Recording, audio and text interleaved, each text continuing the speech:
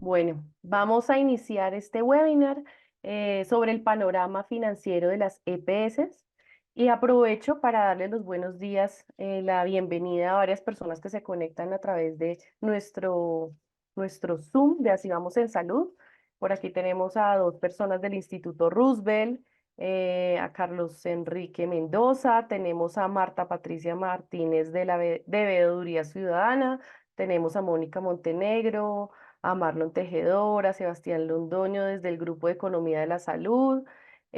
Por aquí nos saluda Carlos Gutiérrez desde la Fundación Santa Fe de Bogotá, Dina Marcela Ramírez de la Clínica Oftalmológica de Cali, desde el Instituto para Niños Ciegos y Sordos del Valle del Cauca.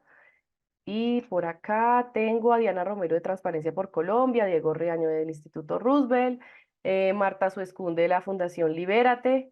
Por aquí, bueno, tenemos a varias personas que me siguen escribiendo. Desde Madison Pharma, Víctor M. Ríos, estudiante de especialización de la UIS, Diego Gil, Federación Colombiana de Enfermedades Raras, FECOER, Antonio Rincón de la Fundación Santa Fe de Bogotá. Bueno, acá tenemos también desde el Hospital Pablo Tobón Uribe. A ver, tan. Bueno, ahí me están llegando, también están desde la Fundación Universitaria Juan N. Corpas, Diana Méndez, y bueno, se siguen conectando más personas, y Jorge García de Retorno Vital, Natalia Tautiva de Baker Tilly, desde la Secretaría Distrital de Salud de Medellín, Fabián Ibarra.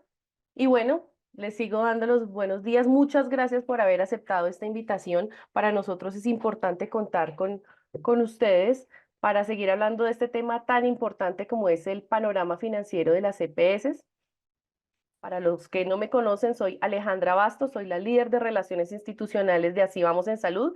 Y Así Vamos en Salud es un centro de pensamiento que busca mejorar el sistema de salud por medio del conocimiento técnico, de la creación conjunta, de la pluralidad y de la transparencia. Tenemos el propósito de contribuir al mejoramiento de la salud de los colombianos y al igual también fortalecer el ejercicio efectivo de los deberes y los derechos de las personas, de las familias y las comunidades.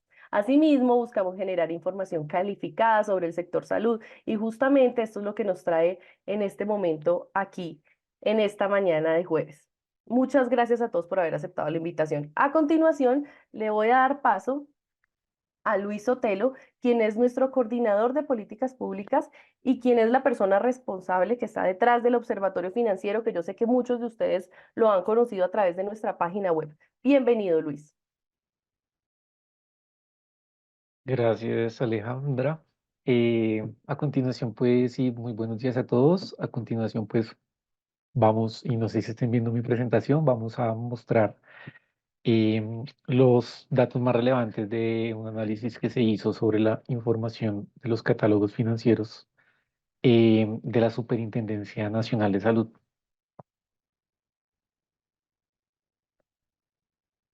Eh, Hay que decir algo acá y es algo muy importante como para señalar dentro del ejercicio que se realizó y decir que este ejercicio no corresponde a un ejercicio actuarial, si se quiere decir, sino que es un análisis de la información que reposa en los catálogos financieros que publica la Superintendencia en Salud.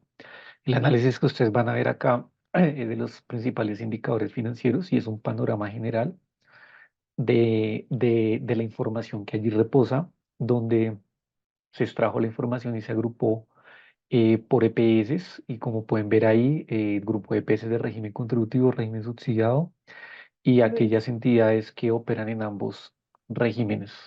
aún no ¿Sí? vemos tu presentación. Un momento, creo que nos está pasando. No, no la vemos proyectada todavía.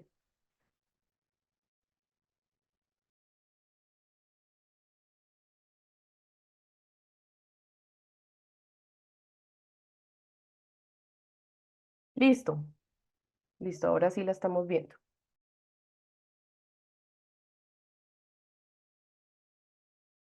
pero estás muteado.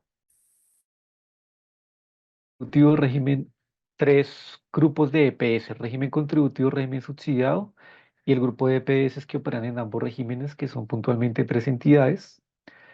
Decir aquí que la información que se tomó fue a corte del mes de marzo del año en curso y es de la información que se encuentra reportada y reportada en el año corriente de la vigencia 2023. O sea, que da cuenta de los estados financieros de las entidades durante la vigencia 2023, pues su comportamiento en la vigencia 2023. De lo que podemos ver aquí en términos globales es el tema del patrimonio y el tema del resultado operacional y el resultado del ejercicio. Frente al patrimonio, pues podemos ver que dentro del total de entidades, agrupando todas las entidades, hay un patrimonio negativo de menos 5 billones de pesos según el reporte. Y también se puede observar que este pérdida de patrimonio se concentra en el régimen subsidiado donde asciende a menos 4,2 billones de pesos, exceptuando pues el grupo de EPS que operan en ambos regímenes. Y por el otro lado también podemos ver el resultado operacional y el resultado del ejercicio. El resultado operacional tiene una pérdida global de todo el sistema de menos 4,6 billones de pesos. Hay que señalar acá que este resultado operacional es esa diferencia que existe entre lo que se entiende como ingreso operacional y únicamente los costos médicos. Ya entre tanto, para el resultado del ejercicio que comprende el total, también el total de ingresos y también comprende otros ingresos como también aquellos derivados de rendimientos financieros, pues tenemos un resultado del ejercicio, entre otros ingresos, tenemos un resultado del ejercicio de menos 2,5 billones de pesos. Recordemos que para la vigencia 2022, si uno va y mira nuevamente los catálogos de esa vigencia, comparado con 2023, pues observa, por ejemplo, que para 2022 en su momento la pérdida del resultado operacional fue de menos 4,2 billones de pesos y en 2023 pues ya se ubica en menos 4,6 billones de pesos. Y otro indicador aquí es esa relación que existe entre el costo médico y el ingreso operacional, donde a nivel global podemos ver que esa relación es del 99,4%. Entiéndase la medición de una siniestralidad. Ya si incorporamos dentro de esa relación los gastos, los costos médicos y los gastos sobre el ingreso operacional, pues tenemos ya una relación del 105,5%.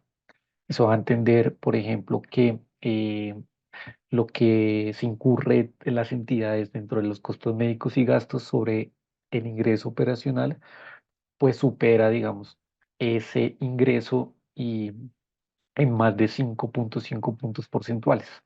Ya sobre los ingresos totales, pues como ello comprende otros ingresos, pues se ubica sobre un 103%. Eso es a nivel general dentro del ejercicio. En la siguiente diapositiva podemos ver una gráfica donde pues vemos representados cada uno de los rubros, entiendas ingresos, otros ingresos, costos médicos, gastos y también estas relaciones a las que me refiero. Y allí también pueden observar sobre la línea o la línea naranja cómo se está comportando eh, esa relación, esa siniestralidad entre lo que los costos médicos más los gastos y el ingreso operacional.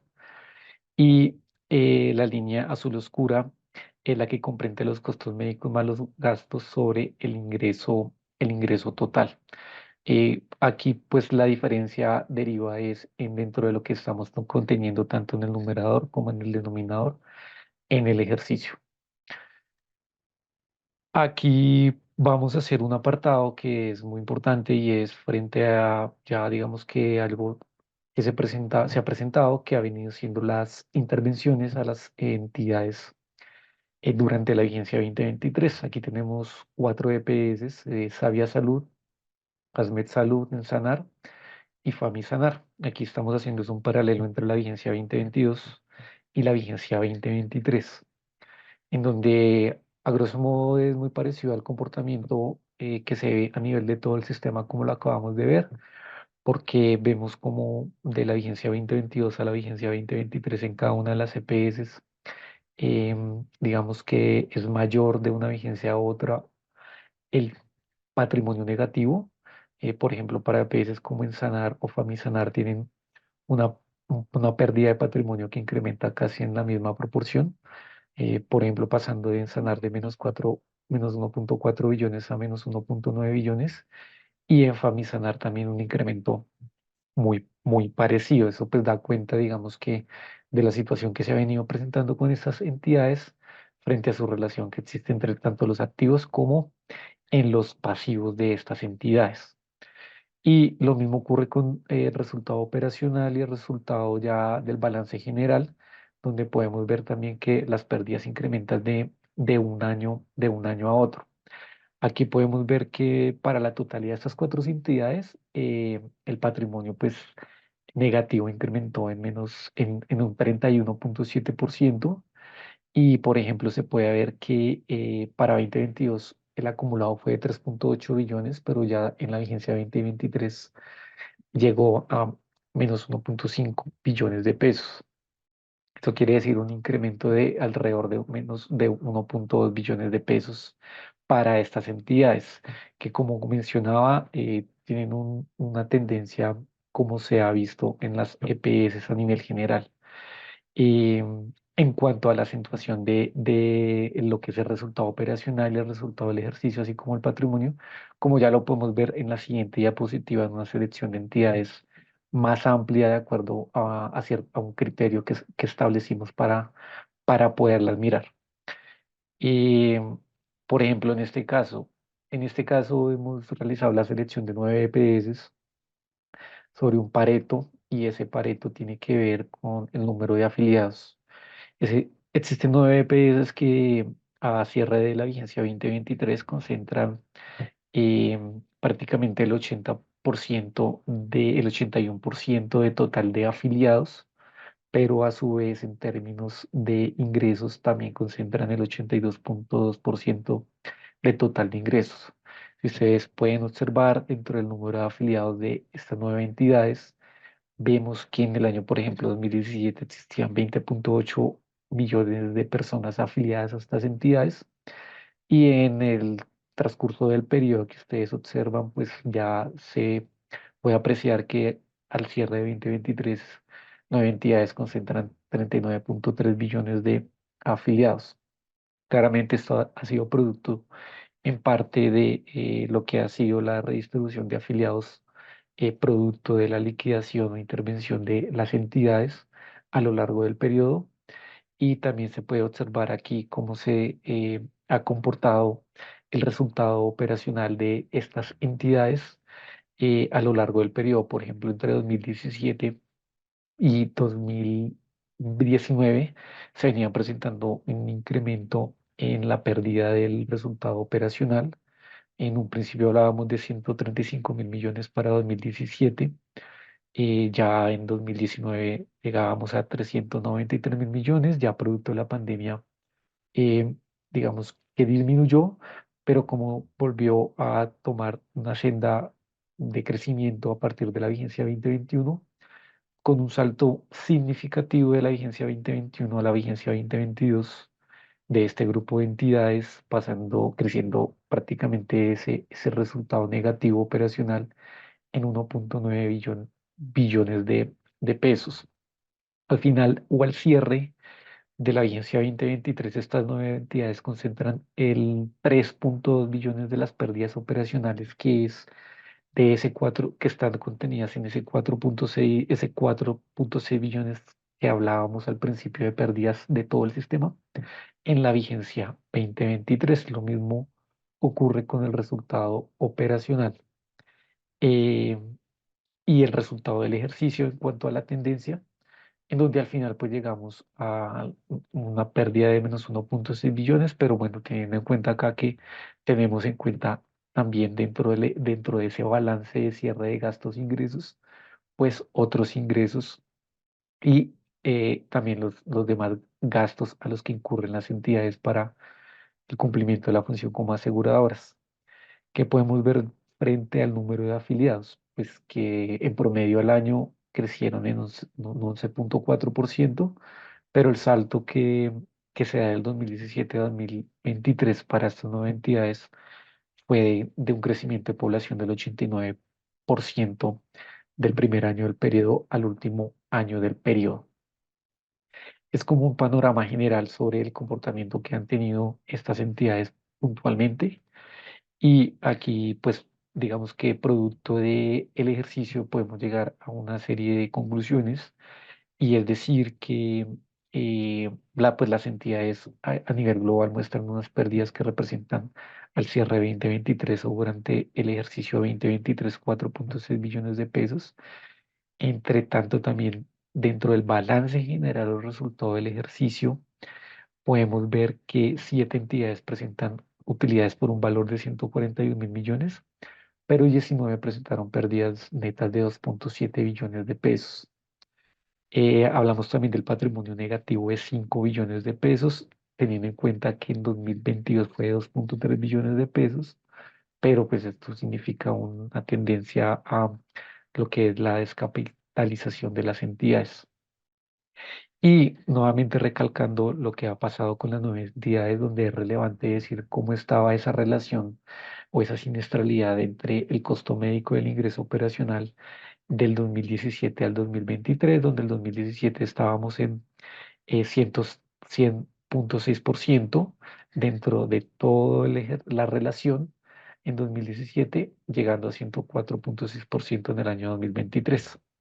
Digamos que ahí se observa cómo ha evolucionado esta relación entre los costos y los ingresos obtenidos para su operación como asegurados. Y, y el sistema de salud requiere con liquidez, con urgencia para su correcto funcionamiento.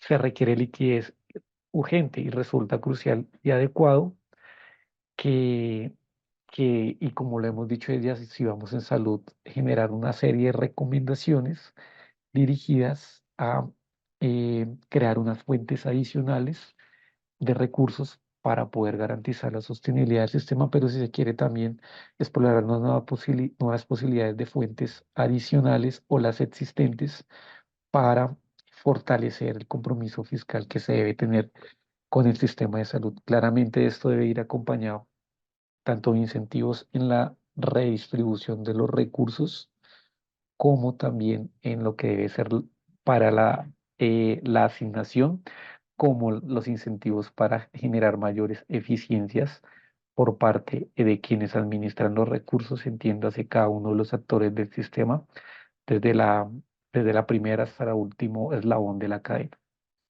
En este orden de ideas, pues damos por terminada esta corta presentación, pero los invito a que por favor revisen la página de Así Vamos en Salud, donde allí también encontrarán toda la información frente a este boletín, donde estará publicado el boletín y allí encontrarán mucho más detalle de lo que nosotros acabamos de exponer y acabamos de explicar frente a este panorama financiero general de las entidades. Gracias. Muchísimas gracias, Luis. Muchas gracias por esta presentación y por estos datos que nos estás contando en este momento. Nos han llegado varias preguntas y bueno, son las siguientes. Una de ellas es de Fabián Ibarra de la Secretaría de Salud de Medellín y nos dice, ¿se podría concluir que la intervención aumentó las pérdidas significativamente? Segundo, nos envía también Hernán Redondo. La primera conclusión es la insuficiencia de la UPC. También nos escribe Camila André Echeverry. ¿Cuáles son las 9 PS que se toman en cuenta? Y Edwin González, ¿cuál sería la razón para que 7 entidades presenten utilidades mientras que otras no? No sé si desees responder estas preguntas ahorita o después de que realicemos el Mm, panel. las entidades las pueden observar en el boletín que se publicará. Allí digamos que también está el detalle de las entidades donde están listadas y pues también pueden apreciar unas gráficas adicionales y pues los datos sí están evidenciando, por ejemplo, puntualmente para el caso de estas nuevas EPS seleccionadas de acuerdo al Pareto del 80% de concentración de población al cierre de la vigencia 2023, que sí existe una relación directa entre ese incremento de afiliados frente a lo que se ha venido dando con el comportamiento del resultado operacional o el balance general, entiéndase el resultado del ejercicio de estas entidades. Ahí digamos que es muy importante decir que significativo lo que ocurre en la vigencia 2021 a 2022, donde es como el salto más grande que se da. Recordemos que allí pues se presentaron particularidades o temas coyunturales en el sistema y pues también digamos que eso viene explicando este tipo de, de comportamiento. Em, y creo que de acuerdo a las utilidades o a las pérdidas, lo que se puede ver es que pues a nivel internamente dentro de lo que uno revisa de las entidades, si hay EPS que presentan utilidades, son EPS digamos que de tamaño, si se quiere, mediano o más tendientes a ser EPS pequeñas de acuerdo o en función del número de afiliados que tengan, pero que a nivel global, como resultado neto, pues digamos que como lo vimos en el primer cuadro, presentan una situación global de pérdidas a nivel de todo el sistema. Perfecto, Luis, muchísimas gracias. Tenemos muchas más preguntas, pero entonces las vamos a dejar para nuestro espacio de ahorita del panel, del cual seguiremos hablando sobre este tema. Para este espacio, entonces le pido por favor eh, a los doctores Luis Andrés, permítame un segundo, permítame, Zoom. Bueno, tengo en este momento la aplicación trabada, pero me imagino que en cualquier momento se van a conectar. Y le doy paso entonces al doctor Augusto Galán, quien es el director de nuestro centro de pensamiento Así Vamos en Salud, al doctor Andrés Hernández, director de Transparencia por Colombia, y al doctor Gustavo Campillo, presidente de la Fundación Raza. Bienvenidos. Bueno, pues muy buenos días. Muchas gracias a Luis Fernando Sotelo por esta presentación y por este análisis. Eh, yo quisiera resaltar lo que él dijo al principio. Este es un análisis general, una aproximación. Eh, debemos hacia adelante profundizar las individualidades que puedan existir en la CPS. Por eso este es un agregado de lo que estamos encontrando en las EPS y seguramente cada una vive unas realidades eh, que necesitan mayor detalle y mayor profundización. En segundo lugar, pues a Gustavo Campillo y a Andrés Hernández un agradecimiento por esta participación en este webinar y en este panel, en el cual queremos hacer un análisis, ojalá lo más en corto tiempo que tenemos, la verdad. No tenemos, porque yo sé que el doctor Andrés tiene unas responsabilidades y unos compromisos y tiene que salir relativamente pronto. Entonces, pues lo que queremos es hacer un análisis somero sobre estos hallazgos o esta información. Y esa sería la primera pregunta para ambos. Desde la perspectiva de ustedes, ¿cuáles son sus comentarios? ¿Cuáles son sus primeras reacciones a estos resultados? ¿Ustedes qué interpretación le dan? ¿Qué piensan sobre ellos? No sé quién quiere empezar. Eh, Empezamos por orden alfabético. Andrés. Bueno, perfecto. Doctor Galán, muy buenos días. Gustavo, muy buenos días. Y a todas las personas que participan en este webinar, un saludo cordial desde Transparencia por Colombia. Agradecer enormemente a Si Vamos en Salud haber invitado a Transparencia por Colombia a este espacio, pero sobre todo celebrar pues este tercer boletín del Observatorio Financiero, porque mi primer comentario es justamente asociado a la importancia de la información, a la importancia de los datos y a la importancia de dar discusiones públicas tan críticas y tan necesarias como las que tenemos en este momento en el país frente al sistema de salud a partir de datos que sean no solamente analizados, divulgados adecuadamente, sino debatidos. Y yo creo que eso es muy importante en el momento en el que prácticamente estamos redefiniendo otra vez hacia dónde debe avanzar el sistema de salud en Colombia.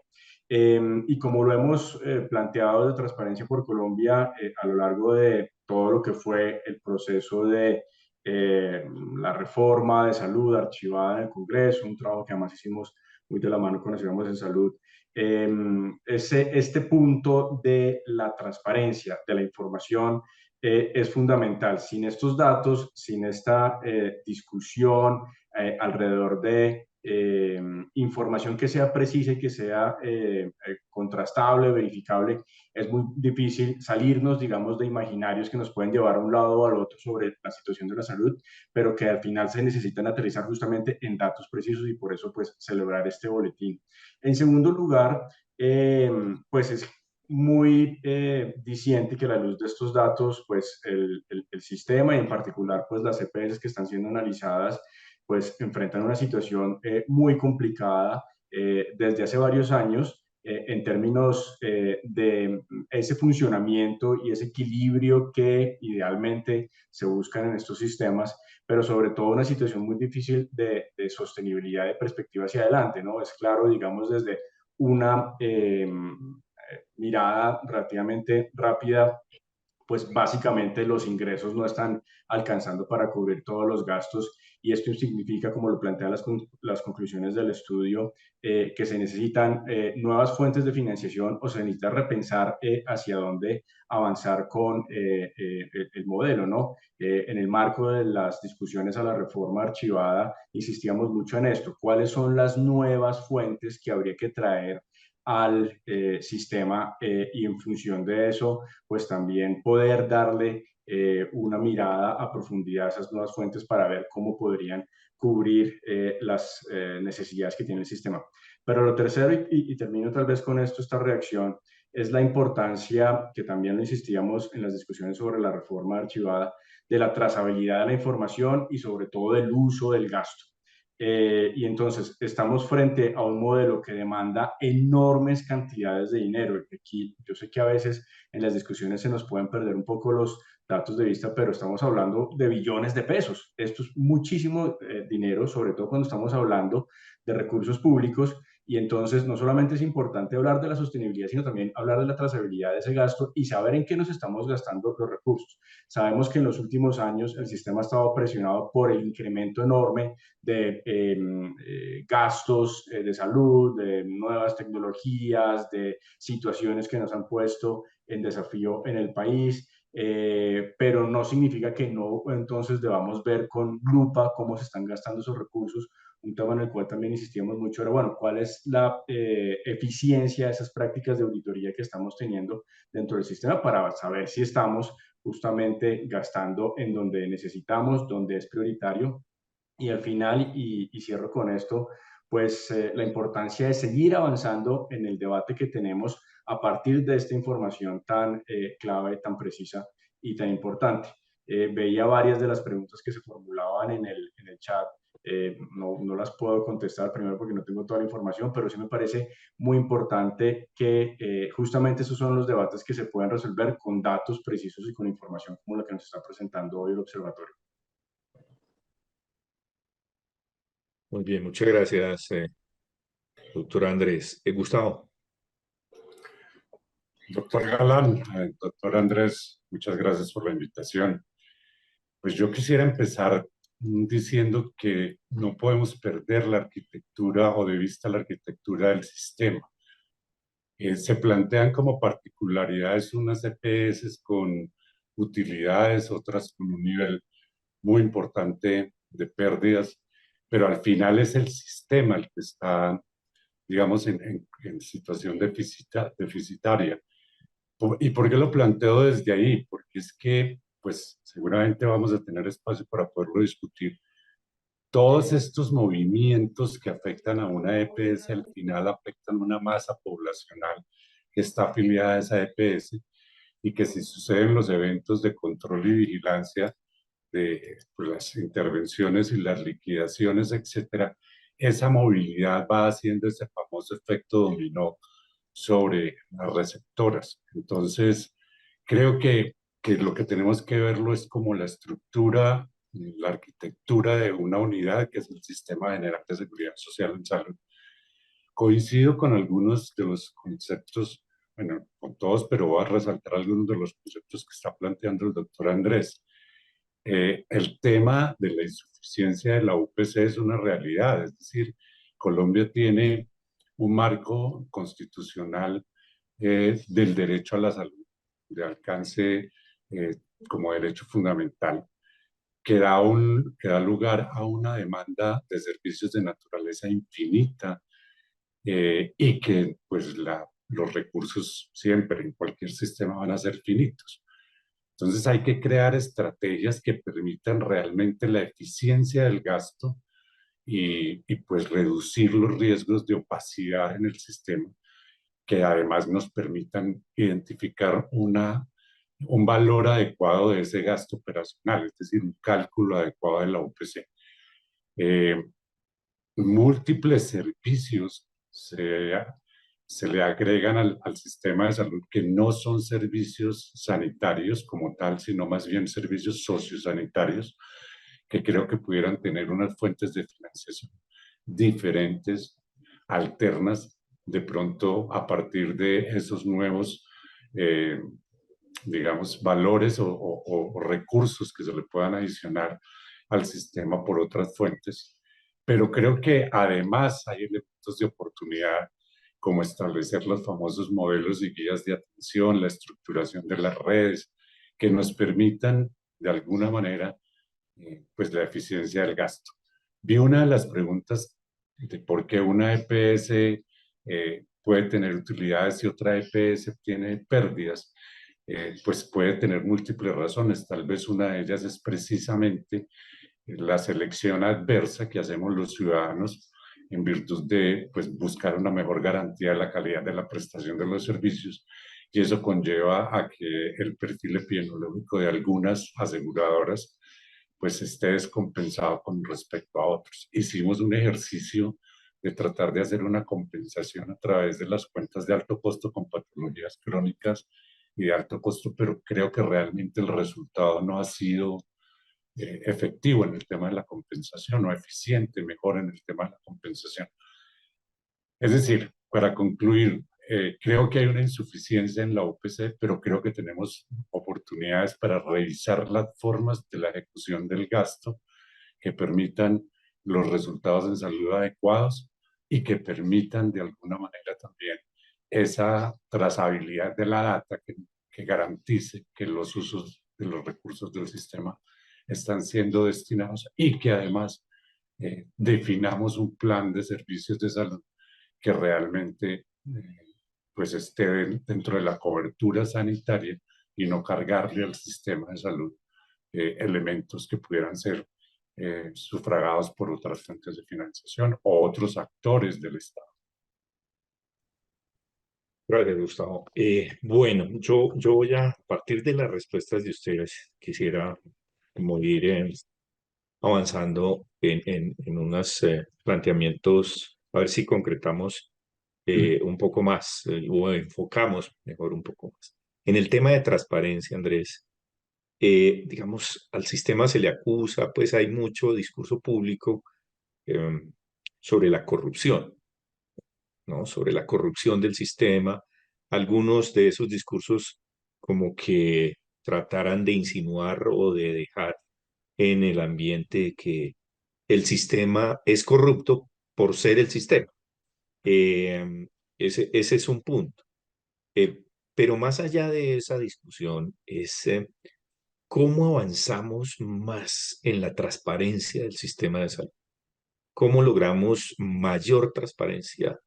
Más que hablar de corrupción, ¿cómo logramos que haya esa, esa información cada vez más disponible y esto que usted estaba mencionando? ¿Cómo logramos eso? Lo que nosotros hemos visto haciendo el análisis de la reforma nuevamente y buscando parámetros referentes sobre el tema de corrupción en sistemas de salud, pues es claro y concluimos que no existe un sistema de salud en el mundo que esté blindado plenamente de riesgos de corrupción. No importa el modelo, público, privado, mixto, etcétera. Estamos hablando de sistemas otra vez complejos que involucran múltiples actores, que involucran muchísimos recursos y que involucran muchos riesgos, como decía Gustavo, de selección adversa, en muchos casos asimetría de información, hay muchas cosas además que requieren un criterio técnico sobre el cual pues es muy importante poder tener, por supuesto, controles, etcétera. Pero lo primero es eso, no podemos hablar per se de un sistema corrupto porque tenga tal o cual particularidad o naturaleza, ¿no? Y eso nos lleva entonces a un siguiente punto y es cómo hacemos para entonces identificar si hay esos riesgos de corrupción y hacia dónde avanzar en términos de transparencia. Y evidentemente sabemos por la historia que tenemos en Colombia que hemos tenido escándalos, que hemos tenido situaciones muy complejas, que no solamente han involucrado muchísimos recursos públicos, sino también, y en particular, la garantía del servicio de salud para muchas personas y el punto central de un sistema de salud que son las personas.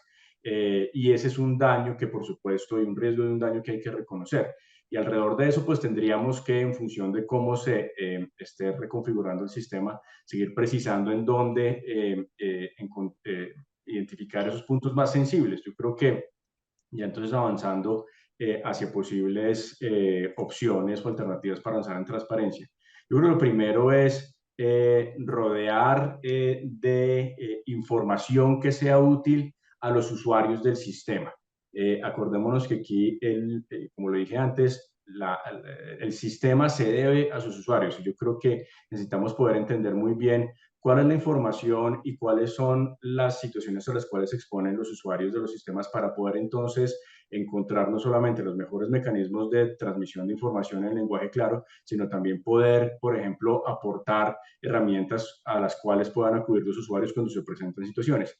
Pero el otro gran punto es cómo hacer para darle más transparencia y por lo tanto más legitimidad a un sistema tan complejo que involucra tantos recursos. Y esto nos lo está diciendo los datos. Hay datos de distintas encuestas que nos dicen que la corrupción no está tanto en los sistemas de salud, por lo menos en América Latina, en el pago de un soborno para acceder a un servicio. Posiblemente está más en las grandes decisiones que se toman por los principales actores respecto a el direccionamiento de ciertos recursos, en este caso recursos públicos. Y entonces tendríamos que volver en el marco de tener claro cuál es esa arquitectura que decía Gustavo del sistema, aclarar muy bien las responsabilidades de cada uno de los actores y alrededor de eso poder articular mecanismos de información, ojalá en tiempo real, de rendición de cuentas, en particular sobre este tema de uso de recursos públicos, de tal manera que las discusiones se den no sobre imaginarios, sino de nuevo sobre datos específicos y entonces ese tema de poder transparentar las grandes decisiones alrededor del sistema con datos es fundamental. Muy bien, muchas gracias. Con ese punto, antes de hacerle una pregunta a Gustavo, con ese punto, nosotros hubiéramos querido y queremos, insistiremos en ello desde Así Vamos en Salud, en poder, digamos, comparar los catálogos financieros de las EPS con las IPS y con otros prestadores o proveedores de servicios de salud. Ahí nosotros estamos viendo una dificultad. En el caso específico de EPS e IPS, mientras que con las EPS estamos a corte del 2023, diciembre. Con las IPS privadas estamos a corte del 2022, diciembre, y con las públicas a 2021, diciembre. Entonces yo creo que ahí deberíamos avanzar, pues, para entender mejor cómo fluye dentro del sistema, por lo menos desde estas perspectivas de los catálogos financieros. Y algo parecido con los proveedores, ¿no? Con, con, eh, con la industria, con los dispositivos, con los proveedores de otros elementos y tecnologías en el sistema de salud. Pero bueno, Gustavo, usted mencionó el tema de necesidades infinitas con recursos finitos. Nosotros hicimos, pues nosotros me refiero al país, al sistema, hace unos años una discusión y trajimos expertos sobre el tema cuando se planteó el IETS, cuando nació el IETS y en otros momentos eh, para esa incorporación de nuevas tecnologías. Y yo creo que ahí hay un punto, ¿cómo deberíamos hacer eso? O sea, parecería que esa discusión la hemos dejado de lado y parecería cómo profundizamos en ese tema, si esa es la perspectiva que usted tiene, eh, para buscar esas mayores eficiencias en la asignación de los recursos. ¿Usted cómo vería eso? ¿Cuál sería, digamos, si hay necesidad de hacer algo en nuestra estructura del sistema de salud más allá de lo que se ha hecho con el IETS y con la dirección correspondiente en el Ministerio de Salud? ¿O qué otras cosas considera usted o desde la perspectiva de usuarios y pacientes se deberían hacer? Definitivamente el Instituto de Evaluación de Tecnologías en Salud, el IES, es una necesidad de país. Creo que desafortunadamente no le hemos dado el suficiente valor ni el suficiente reconocimiento para fortalecer esa entidad y que realmente tenga un mayor nivel de productividad en beneficio del sistema, porque no solamente que evalúa las tecnologías en virtud de digamos, del resultado terapéutico de la tecnología, sino el valor agregado que la tecnología le aporta al sistema de salud. Y creo que ese elemento de valor agregado es una variable necesaria para poder garantizar digamos, que el gasto en salud o que la inversión en salud realmente pues plantee los resultados necesarios en suficiencia financiera. Es una necesidad, pero no es la única. Es decir, en virtud de sus propias limitaciones, en virtud del tema de oportunidades, Colombia también ha desarrollado otras alternativas. Las guías de práctica clínica es una alternativa que le agrega valor al sistema y que reduce los costos de los sistemas de salud. Y en ausencia de guías de práctica clínica, pues las IPS y las EPS han logrado establecer protocolos de atención que también buscan la eficiencia del gasto en salud pues utilizar de manera adecuada los recursos en el sistema. Creo que tenemos estrategias. Lo que pasa es que esas estrategias tienen que ir acompañadas también, digamos, de las voluntades, de las buenas voluntades. Hay un ejercicio muy bonito en Colombia que es la premiación que hace la cuenta de alto costo en relación a los resultados operacionales en la prestación de los servicios de los prestadores y de las aseguradoras. ¿Cuáles son esos modelos que dan lugar a eso y cuáles son las eficiencias que esos modelos han planteado o están planteando? A partir de esas experiencias exitosas, ¿qué podríamos estar creando en marcos normativos que nos permitan una mejor utilización de los recursos financieros?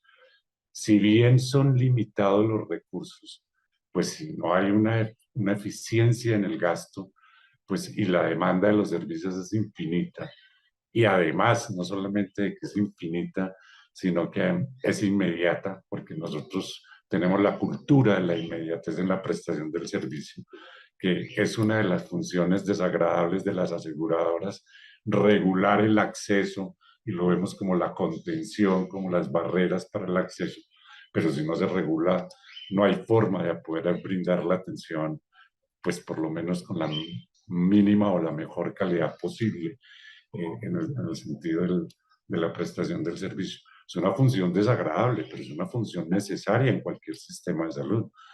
Colombia tiene una de las listas de espera más cortas de los sistemas comparados en el mundo.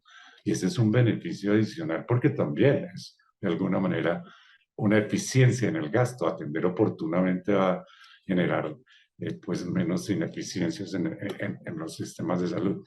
Pero quiero también referirme a la pregunta que le hace el doctor Andrés.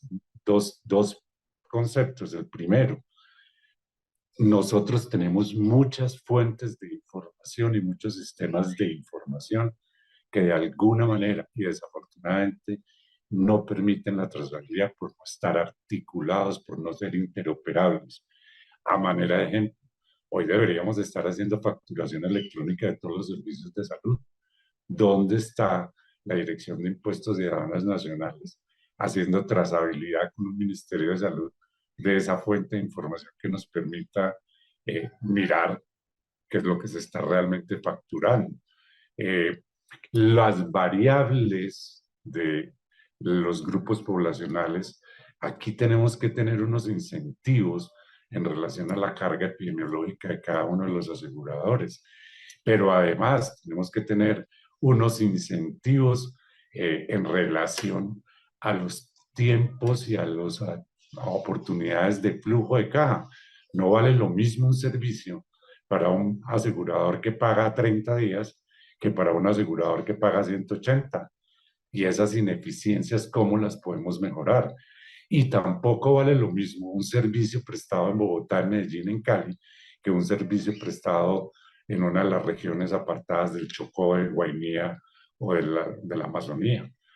Ese tipo de variables deben ser analizadas de manera particular para que realmente haya una distribución de justicia, una justicia distributiva en los recursos del sistema de salud que garantice pues el acceso, que al final, como dice el doctor Andrés, es la funcionalidad de cualquier sistema.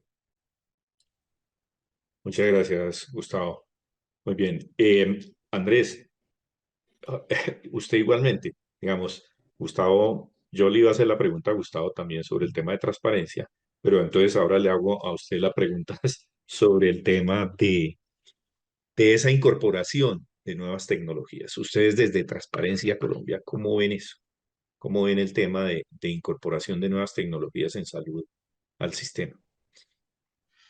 Es un tema bien complejo. Yo creo que lo más importante es poder dar la discusión. Creo que Gustavo da unas líneas muy claras de los instrumentos que ya tenemos para poder hacerlo.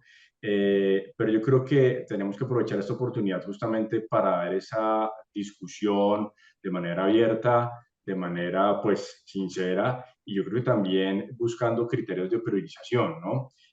Los datos que están en este boletín nos muestran que el sistema es insostenible, digamos, tal como está. Y entonces, claro, otra forma de hacerlo sostenible, no solamente inyectándole más recursos, sino revisando, como lo hemos hablado, en qué nos estamos gastando los recursos. Y sabemos que los temas de nuevas tecnologías son uno de esos grandes digamos, pesos crecientes que el sistema ha tenido que ir incorporando en los últimos años y va a seguir así. No podemos decir, no, esto tiene un punto y esto va a parar. No, porque pues esa es la idea además de la tecnología y de los sistemas de salud que podamos incorporar mejores respuestas a situaciones que vienen siendo desafiantes durante mucho tiempo. Entonces, el tema no va a parar, el tema es cómo lo vamos a manejar. Y entonces aquí tenemos que encontrar otra vez, creo que muy importante, el tema de priorización, el tema de discusión pública y cómo podemos incorporar también esas otras variables que Gustavo menciona. El tema de la prestación de un servicio en un lugar a otro, el tema por ejemplo, inversiones que se necesitan en infraestructura, por decir algo, un tema al cual, por ejemplo, desde otras fuentes como el Sistema General de Regalías, se le puede haber invertido durante muchos años, pero no se tomó como estratégico y saquemos, por ejemplo, a través de una fuente finita, que son los recursos de regalías, una inversión para el país en infraestructura que descargue, por ejemplo, la presión del sistema de salud sobre este tema. Pero al final, pues insisto mucho en ese tema de la discusión pública, de la priorización, de dar la discusión con buenos datos y de aprovechar este momento para llegar a esas respuestas que al final pueden ser dolorosas en muchos casos, pero también pueden ser positivas para muchas personas que de repente no están recibiendo la atención que necesitan porque no terminamos de dar esa discusión y a sincerarnos de que esto es un tema que definitivamente va a continuar ahí y que lo tenemos que enfrentar con mucha seriedad y con mucho criterio además de país. Yo quiero aprovechar ese último punto. Yo creo que ya para, desafortunadamente, la última pregunta, porque aquí pues apenas tenemos como un abrebocas en este tiempo, pero digamos, la discusión, y esa sería la tercera pregunta para ambos. La discusión está clara desde hace, a nuestro modo de ver, desde hace tiempo, en el sentido de que el sistema de salud está desfinanciado, que los ingresos no alcanzan a cubrir la operación. Y ahí estamos en unas discusiones, el gobierno dice gira a tiempo, claro, gira a tiempo sobre la base del presupuesto que tiene, pero es que el problema está una escala más arriba, el presupuesto no alcanza.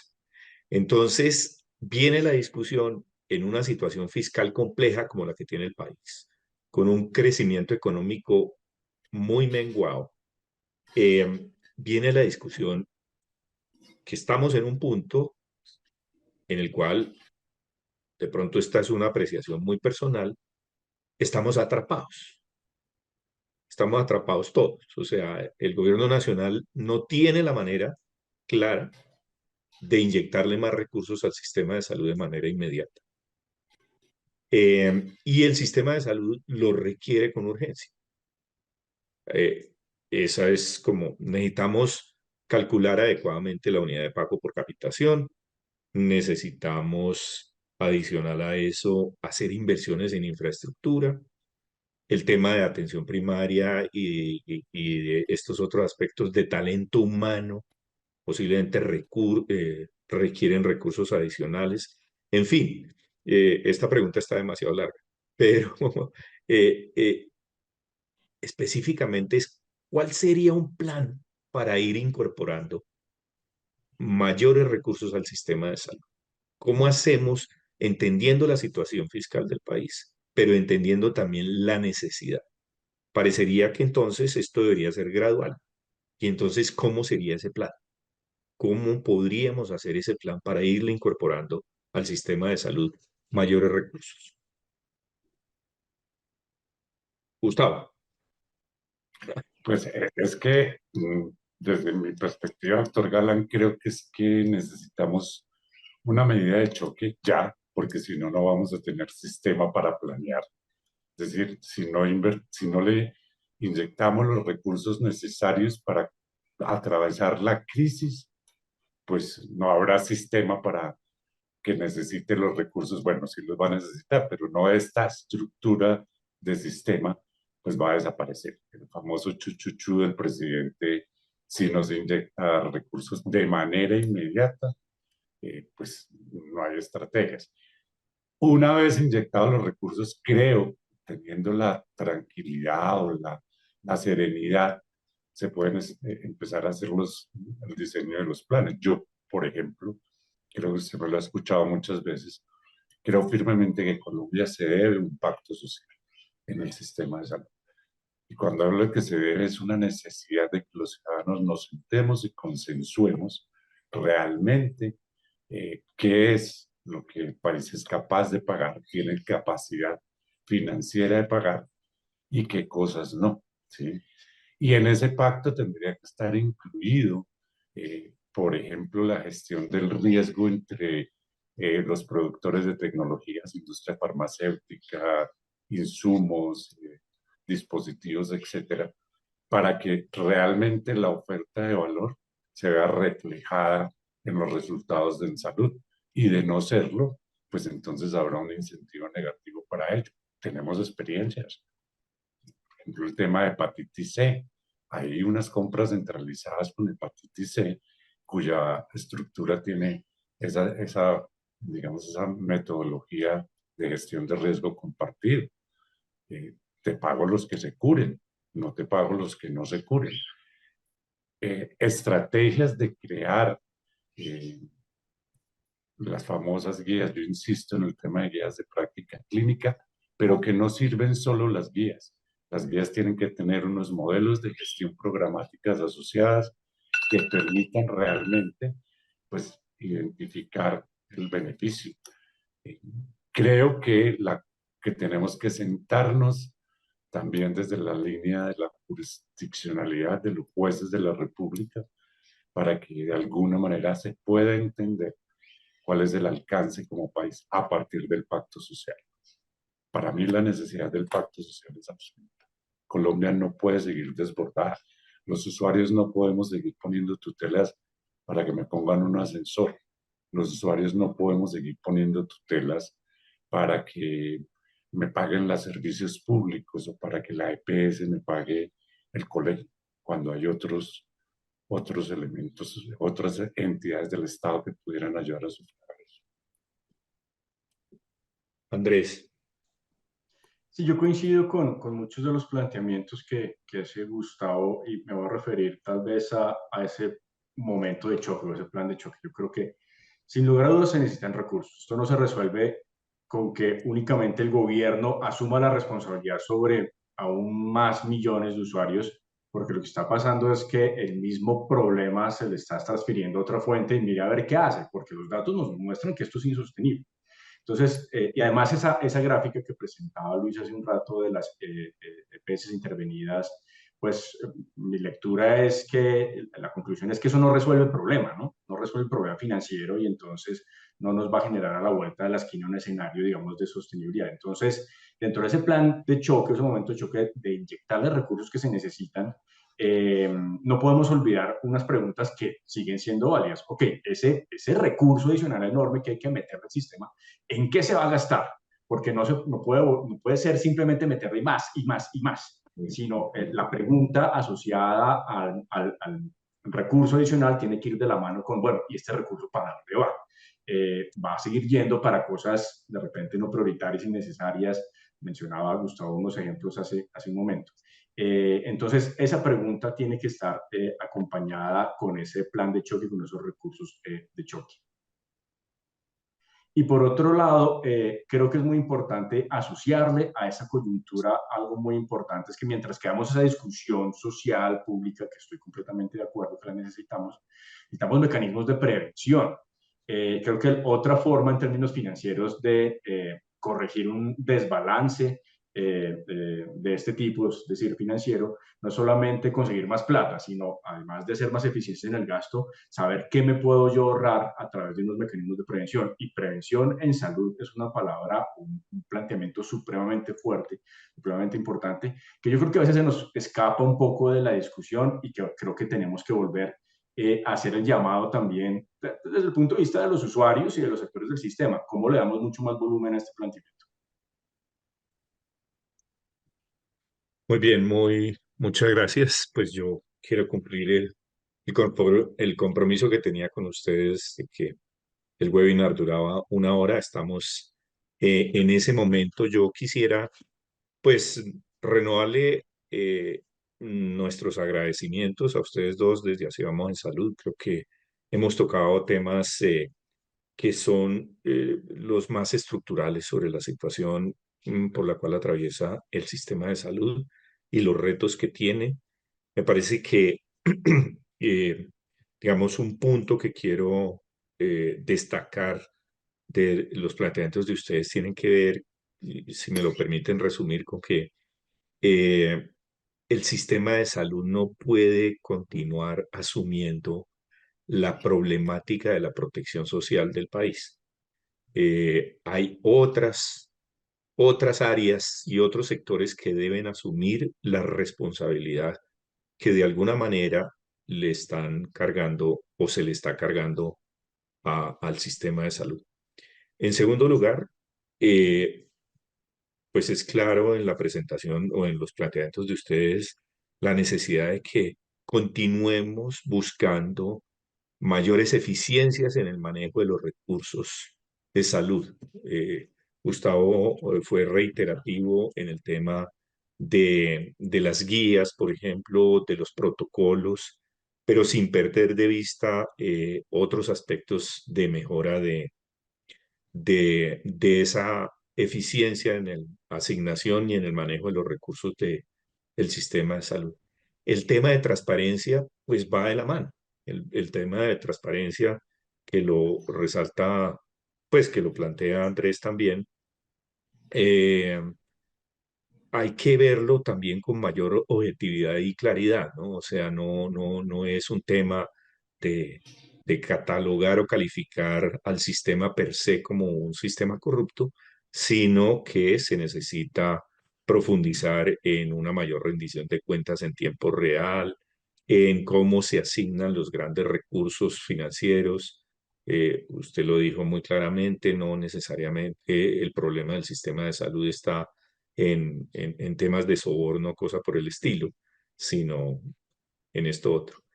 En el tema de entender mejor cómo se manejan los grandes recursos del sistema de salud. Eh, y cómo se controlan riesgos que se deriven de esas decisiones, o cómo se prevén esos riesgos antes de tomar esas decisiones para que haya más transparencia siempre en el sistema de salud. Y por último, la necesidad de recursos de manera inmediata, o sea, Gustavo lo puso como una medida de choque, sin perder la perspectiva, y en eso creo que coinciden también ustedes dos, de la necesidad de establecer un pacto social para más adelante, un plan. Es decir, casi que concomitantemente, o sea, con los recursos necesitamos ir trabajando en un pacto eh, social en el cual podamos decir con mayor claridad qué es lo que podemos pagar desde el sistema de salud y debemos pagar desde el sistema de salud y qué es lo que no podemos pagar, pero tampoco debemos pagar desde el sistema de salud. Entonces, ese sería como el resumen. Les agradezco mucho. Nosotros desde Así Vamos en Salud continuaremos con este observatorio de seguimiento al financiamiento del sistema de salud. Estaremos entregando boletines periódicos sobre los análisis que nosotros estemos haciendo. Iremos fortaleciendo cada vez más, pues, el propósito y el compromiso de ese observatorio, que lo único que quiere es darle mayor transparencia a la información financiera del sistema de salud. Estaremos pidiendo pues esos aspectos de cómo las fuentes de información se hacen cada vez más expeditas, más claras, más en tiempo real, si se quiere llamar de alguna manera, eh, de tal forma que tengamos esa información pública, que la conozca no solamente el sector, sino la opinión pública en general, los medios de comunicación, y que todos estemos en la medida de lo posible cada vez más manejando la misma información para hacer un análisis pues más objetivo y más pertinente que nos permita encontrar cada vez las soluciones y superar los retos que seguramente vamos a seguir teniendo en el sistema de salud. Entonces, muchísimas gracias a todos, muy amables. A usted, Y doctor entonces, Galán, un Alejandra, abrazo para el doctor Muchas Andrés y para gracias. usted. Muchas gracias. Muchas muchas gracias, gracias. igualmente. Mil gracias, buen día. Muchísimas gracias a ustedes y muchas gracias a todas las personas que se conectaron con nosotros. Por supuesto, tenemos todas las preguntas, las vamos a recoger y les vamos a dar respuesta. Muchas gracias a todos los que nos están enviando mensajes en este momento. Ya tenemos dentro de nuestra página web, si ustedes ingresan, aparece el boletín, este tercer boletín del Observatorio de Financiamiento de Así Vamos en Salud. Muchísimas gracias. Una excelente tarde.